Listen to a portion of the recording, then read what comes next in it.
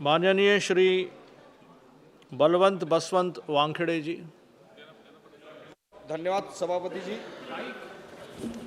धन्यवाद सभापति जी।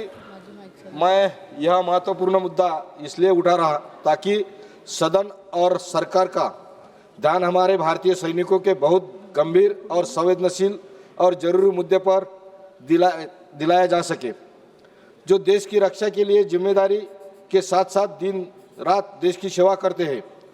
अध्यक्ष महोदय, देश में भारतीय सैनिकों को ट्रेनिंग, ट्रांसफर, ऑपरेशनल यूनिट में रिपोर्टिंग, इमरजेंसी ड्यूटी और छुट्टी के बाद समय पर डिप्लॉयमेंट में पहुंचने के लिए काफ़ी हद तक रेल यात्रा पर निर्भर रहना पड़ता।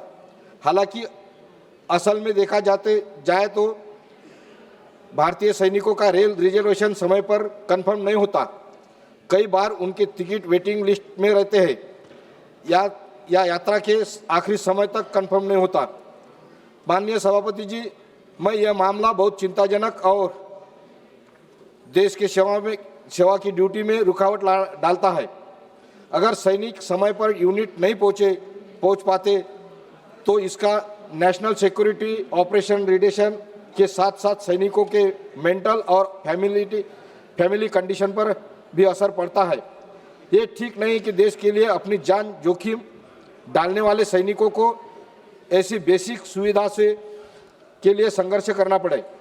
सभापति महोदय, यह जरूरी है कि केंद्र सरकार और खासकर रेलवे मंत्रालय देश की रक्षा के लिए तैयार सैनिकों को इस मामले में तुरंत दखल ले।